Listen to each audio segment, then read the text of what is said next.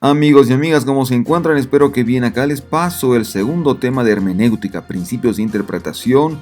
Estaremos analizando ahora los géneros literarios de la narrativa y leyes cúlticas. Mucha atención y espero que disfrutes de este video y te suscribas al canal.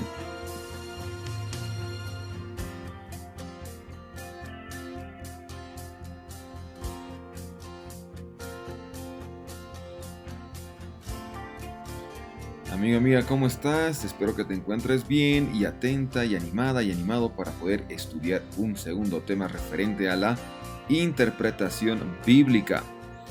La primera vez, el primer video tiene que ver con el significado, las diferencias entre exégesis, exposición de la palabra, predicación y otros detalles más. Sería bueno que lo veas, está en el canal de YouTube, Daniel Pairo Training. Suscríbete y compártelo. Este es el segundo tema y habrá un tercer seminario referente a los géneros literarios. Hoy quiero contigo mirar algunos ejemplos de narrativa y leyes cúlticas. Esos son los dos primeros géneros literarios que estaremos repasando y vamos a comenzar entonces ahora. Te invito a que agarres un lápiz, a lo mejor un bolígrafo, un papel y puedas hacer las anotaciones, apuntes. Si tienes preguntas, sería bueno también que las hagas, las escribas para poder compartir una respuesta contigo. Muy bien, comencemos. De los estilos que más aparecen en las Sagradas Escrituras y en el Antiguo Testamento está la narrativa.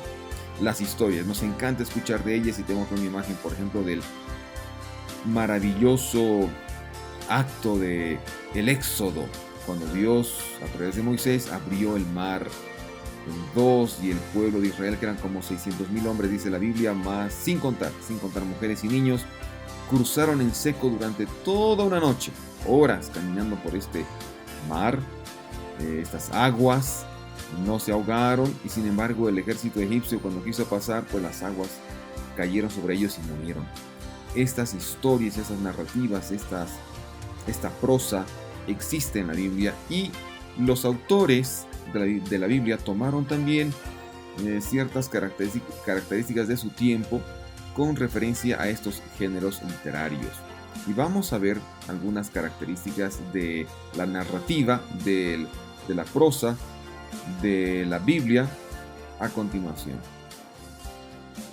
El Antiguo Testamento tiene una estructuración y presentación deliberada de los personajes. Hay énfasis, hay personajes importantes, secundarios, terciarios. Algunos personajes simplemente se los menciona, nunca hablan, por ejemplo, pero acompañan. Asocia a las personas, a los personajes con lugares y acontecimientos. Por eso hay nombres como Elías el Tisbita y cosas así. Incluso interactúa consigo mismo en otras partes de la Biblia. El personaje que aparece, vamos a decir en Génesis, Abraham, aparece también en otros libros del Pentateuco, del Antiguo Testamento y por qué no también en los Evangelios y en el Nuevo Testamento. El apóstol Pablo habla acerca de Abraham en Hebreos 11, por ejemplo. Entonces hay una interrelación del contenido de la Biblia tanto en el Antiguo como en el Nuevo Testamento. Y los personajes aparecen, los temas que se narran también. Hay lugares en la Biblia que toman prestado algo de otra historia de la Biblia para que el lector los conecte mentalmente. Hablamos de intertextualidad, quizás tipología, paralelismos. ¿Qué más? Podríamos hablar acerca de símiles, cosas parecidas y así por delante. Mira, es una estructuración muy inteligente la que hay en la Biblia. Los autores, con mucha o con poca preparación, escribieron de manera muy precisa y con mucha intención. Todo es deliberado y está diseñado para contar una buena historia, para que el lector pues se encante y grabe en su mente el contenido de la misma. Hay tres elementos claves en la narrativa: los caracteres, el entorno y la trama o el problema. Estos tres elementos siempre aparecen en una historia. ¿Está bien? Muy bien, la historia que vamos ahora a desarrollar tiene que ver con Jueces 3 y verás estos tres elementos bien claros en este capítulo de Jueces, capítulo 3. El libro de los jueces es un libro lleno de historias, de trama, de planes para atacar, para destruir, para liberar. Es un libro por excelencia de narrativa, de prosa. Y el capítulo 3 habla acerca también de un personaje especial y particular. Entonces lo que vamos a hacer ahora es leer. Vamos a leer las escrituras y vamos a encontrar algunos puntos muy importantes, algunos aspectos realmente conmovedores, muy llamativos. Y vamos a comenzar con el versículo 12 de Jueces 3. Ahod libera a Israel. Ese es el título, por así decir, de esta sección, de esta pericopa. Y dice así: volvieron los hijos de Israel a hacer lo malo ante los ojos del Señor. Entonces el Señor fortaleció a Eglón, rey de Moab, contra Israel, porque habían hecho lo malo ante los ojos del Señor. Hasta acá quiero que te des cuenta de dos frases que se están repitiendo en un espacio muy breve y denotan entonces importancia. Dos veces se repite hacer lo malo y dos veces se repite ante los ojos del Señor. Por eso el pueblo está esclavizado, porque hicieron lo malo ante los ojos de Dios. Continuamos con la historia. Dice el verso 13 lo siguiente: y Eglón reunió consigo a los hijos de Amón y de Amalec, y fue y derrotó a Israel, y se apoderaron de la ciudad de las palmeras.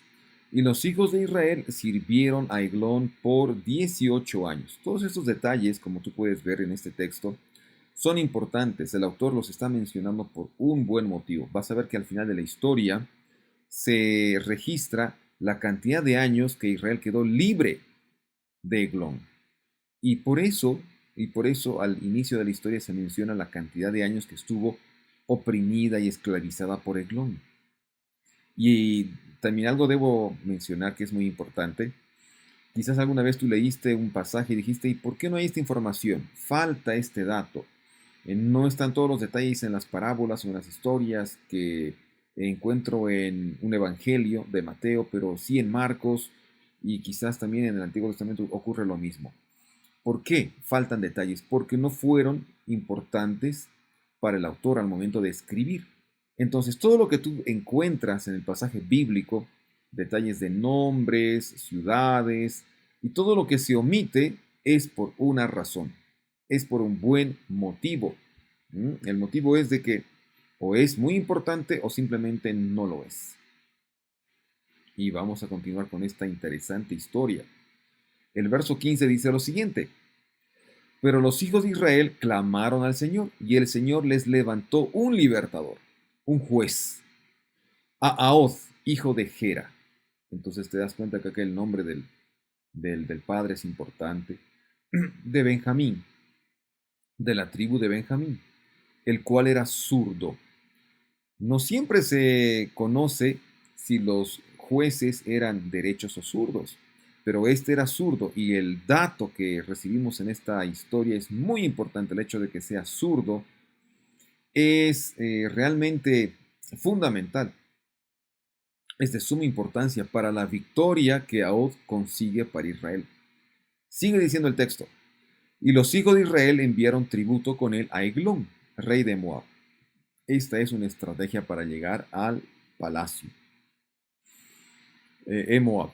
Ahod se hizo una espada de 2 filos, de un codo de largo, cerca de 45 centímetros, digamos, y la ató a su muslo derecho, debajo de la ropa.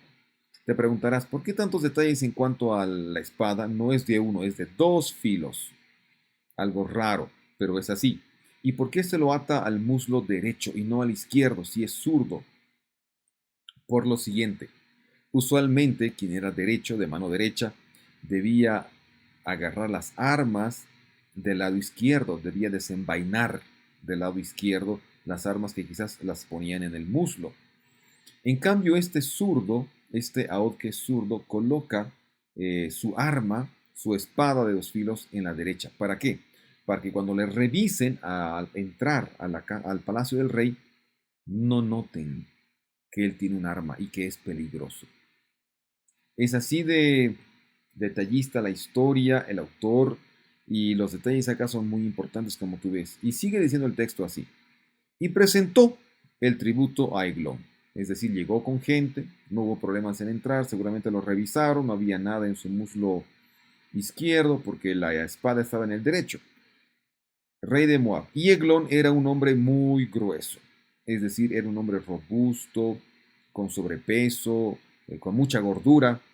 ¿Por qué está mencionando el autor este hecho? Porque también es importante y vas a ver que en el desenlace, en el clímax, el hecho de que sea robusto, sea gordo, grueso, hace una gran diferencia.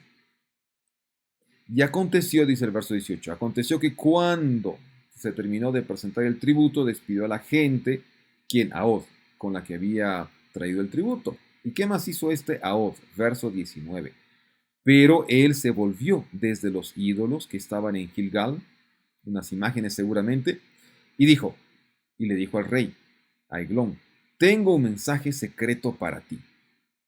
Esta frase trae un par de desafíos, ¿no? Y un par de interpretaciones también. Y lo que se puede describir o interpretar de esta frase, tengo un mensaje secreto, se lo puede sostener a partir de la respuesta que tiene el rey de Moab, Eglón. Mira lo que dice. Tengo un secreto para ti, oh rey, y este dijo, guarda silencio. Y todos los que le servían salieron del palacio. Hay un autor que propone la siguiente interpretación. Cuando le dice, tengo un mensaje secreto,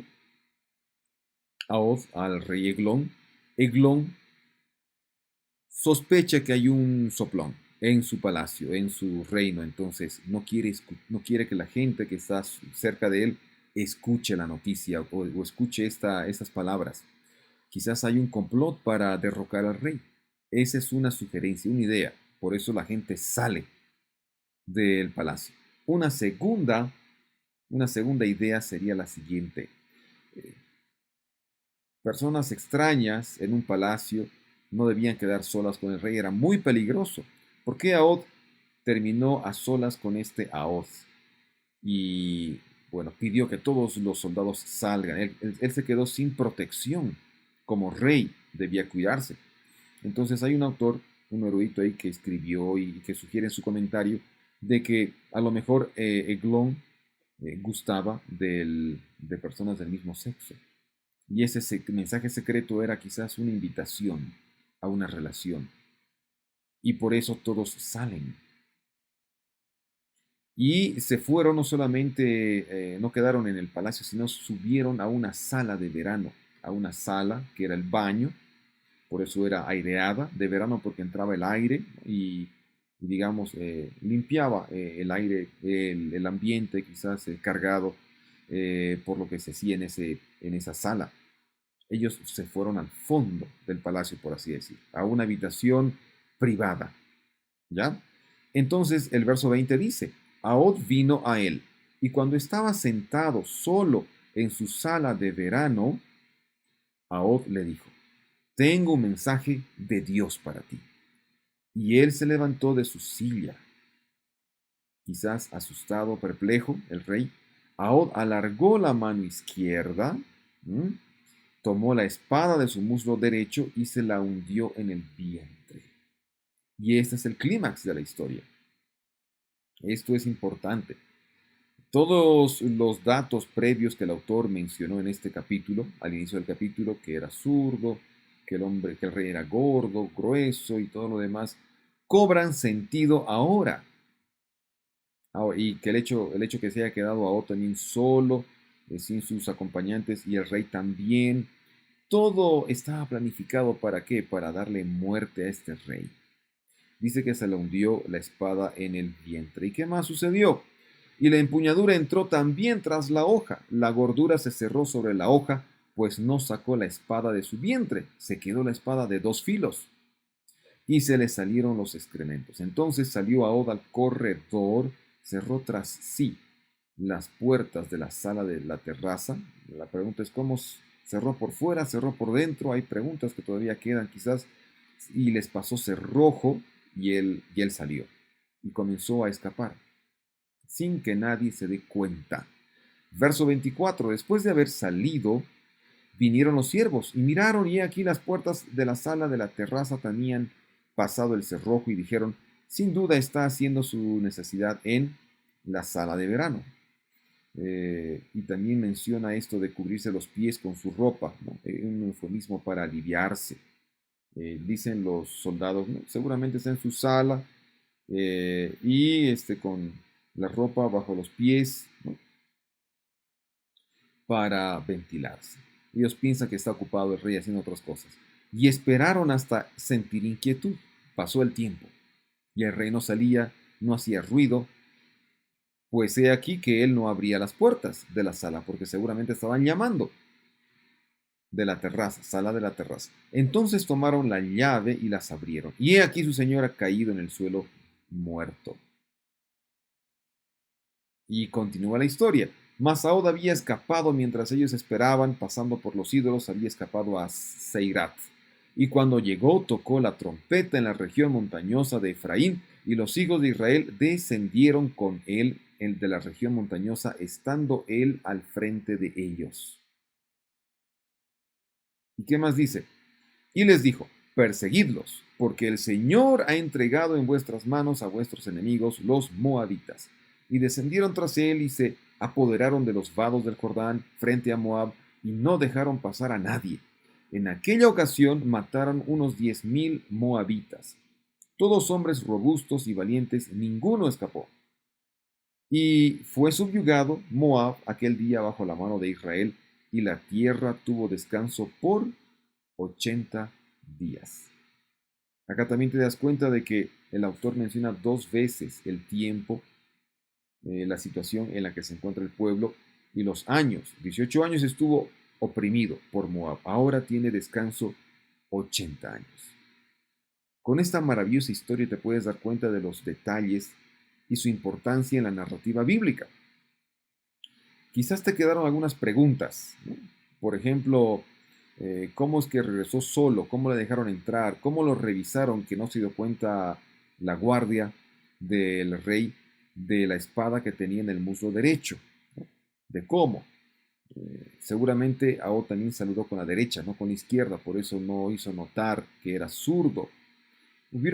Hay cosas que no se describen, pero que uno tiene que imaginar para hilvanar la historia y los detalles, ¿no? Pero las cosas que se narran son suficientes para poder entender el mensaje bíblico y cómo se lograron algunas batallas. Este es un ejemplo de narrativa. Cuando tú estudies narrativa, historias, presta mucha atención a los detalles, al nombre que se dan de las ciudades, de los personajes, y ve entendiendo mejor la historia y el contenido y también el significado principal de ese pasaje bíblico. Ahora pasamos a los géneros literarios y los códigos legales del Antiguo Oriente Próximo. La Biblia, el Antiguo Testamento, trae diferentes leyes. Seguramente escuchaste acerca de leyes civiles, leyes morales, leyes sociales de la comunidad para mantener la limpieza, el orden y por así decir, pues estas leyes servían para mantener el cuidado, el orden, el respeto entre prójimos y también ayudaban a saber cómo lidiar con problemas cuando había situaciones difíciles. Hay 2 tipos de leyes que vamos a ver en esta ocasión. La primera viene enseguida, pero permítame dar un concepto aquí rápido de lo que son las leyes, los códigos legales. Las leyes o los códigos legales suelen tratar de las relaciones humanas, de cómo relacionarse bien con alguien en contraposición a cómo perjudicar a otra persona. Cosas que se supone que debes hacer y cosas que no debieras hacer. De eso se tratan las leyes del Antiguo Cercano Oriente o Antiguo Oriente Próximo. Hay delitos y por supuesto hay castigos. Así que están orientados a cómo la gente debe vivir en una forma justa y cuando no lo hacen, ¿Cuál será el castigo? De eso se trata las leyes. Y acá tenemos entonces dos tipos de leyes. De material jurídico, al menos en lo que se refiere a las leyes y castigos. La ley apodíctica es un tipo de ley. ¿Qué son las leyes apodícticas? Son básicamente mandatos, son órdenes o son prohibiciones. Las palabras deberás o no deberás son características de las leyes apodícticas. Este tipo de cosas, como los 10 mandamientos que vamos a ver enseguida. El otro tipo de ley que vamos a revisar es las leyes casuísticas.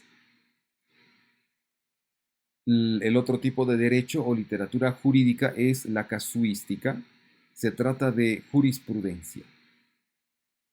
Son leyes condicionales que se deben aplicar de acuerdo al contexto en el que suceden los acontecimientos. Si esto ocurre, esto es lo que hay que hacer. Si esto ocurre, este es el castigo. Así que no es lo mismo que tú debes, tú no debes.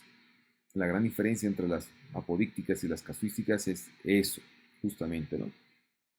Unas son condicionales y otras son ordenanzas, son imperativos. Es bien cuando has violado algo, tenemos una historia de jurisprudencia, algo que se supone que es una respuesta a la violación de la ley, ¿no? Eso debemos tomar en cuenta.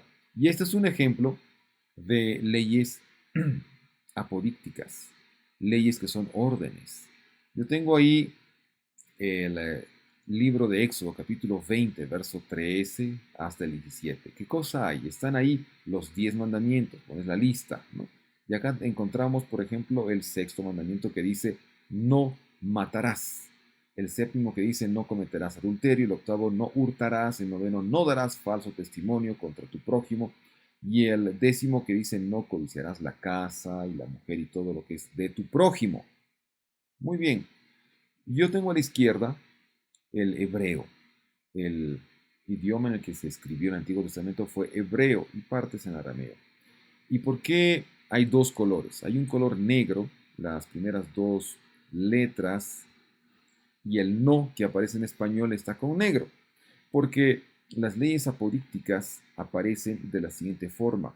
Aparecen con una partícula negativa, la partícula negativa en este caso es lo. ¿Está bien? Lo. Acompañados de un yictol, es decir, de un verbo que está en acción no terminada, por eso se lo traduce como presente o futuro, por eso la traducción no mates o no matarás, ¿no? Por ejemplo, no hurtes, no robes, eso está en el presente o en el futuro, ¿no es cierto? Entonces, las leyes apodícticas tienen esa estructura gramatical en hebreo. Partícula negativa, lo más un yictol. En este caso, el séptimo mandamiento, el sexto, no matarás, dice así, lo tirzah, lo tirzah. Y tenemos el otro también que dice lo tinaf, y así por delante. Entonces, así son las leyes apodícticas. Y el hecho de que los mandamientos, los 10 mandamientos de Éxodo 20, estén en el formato de ley apodíctica, me dice que esos mandamientos son un deber.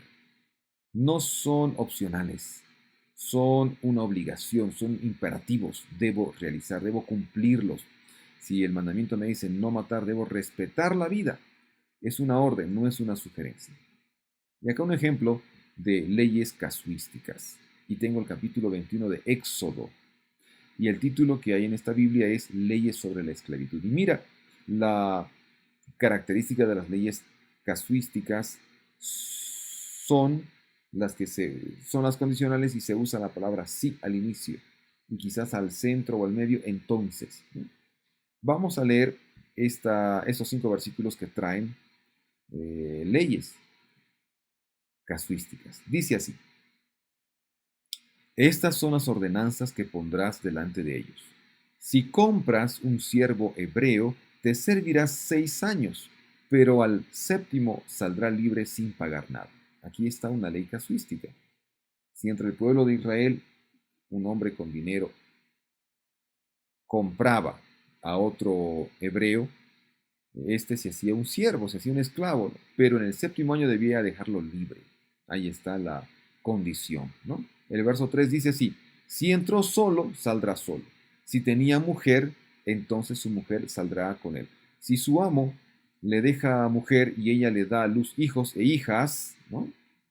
Y la mujer y sus hijos serán, la mujer y sus hijos serán de su amo, porque el amo le dio una mujer, y él saldrá solo. Mira estas ordenanzas tan prácticas para que en la sociedad haya un buen entendimiento.